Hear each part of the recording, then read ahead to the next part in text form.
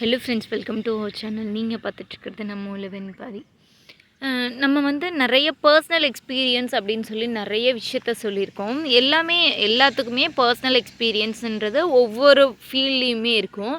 நமக்கு personal experience அப்படின்றது இந்த மாதிரி முள்ளங்கியோட பூக்கள் பூக்கும் அப்படின்றதே பெரிய ரேரான விஷயமா நான் யோசித்தேன்.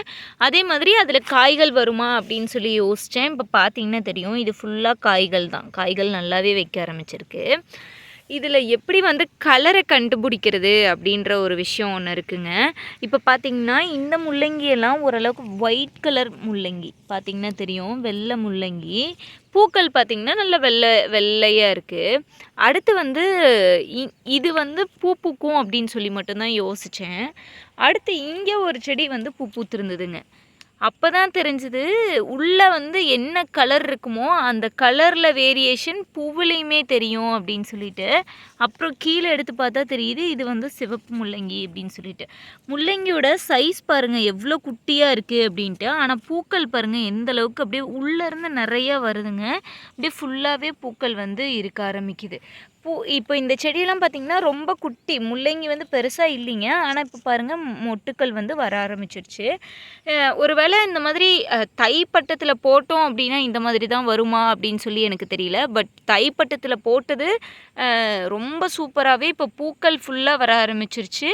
இதுலேயுமே ஒரு சிலது காய்கள் வைக்க ஆரம்பிச்சிருச்சு. ஆனால் ஒயிட்டில் நல்லாவே காய்கள் வைக்க ஆரம்பிச்சிருச்சுங்க. ஒரு லைன் மட்டும்தான் போட்டிருந்தோம். ஆனால் மோஸ்ட்லி எல்லாத்துலேயுமே பூக்கள் வைக்க ஆரம்பிச்சிருச்சு. பார்த்திங்கன்னா தெரியும், இதுலேயும் வச்சிருச்சு. இதில் அடுத்து இங்கே வந்து பட்ஸ் இருக்குது. அதே மாதிரி இங்கே மொட்டுக்கள் இருக்குது. இதுலேயுமே பட்ஸ் வைக்க ஆரம்பிச்சிருச்சு. ஓரளவுக்கு சூப்பராக இருக்குது. இந்த வருஷம் வந்து காய்களை வந்து அறுவடை பண்ணுறதை விட நான் விதைகளை தான் அறுவடை பண்ணிகிட்ருக்கேன் எல்லா இதுலேயுமே. பார்த்திங்கன்னா நம்ம கஸ்தூரி வெண்டை, கஸ்தூரி வெண்டையிலையுமே ஃபஸ்ட்டு ஒரு பிளான்ட் வந்துச்சுங்க. அந்த பிளான்ட்லேருந்து ஃபுல்லாகவே காய்கள் மட்டும்தான், விதைகள் மட்டும்தான் அறுவடை பண்ணேன். இப்போது இங்கே ஒரு செடி ஊனியிருந்தோங்க. அது கொஞ்சம் நோய் தாக்குதல் இருந்துச்சு.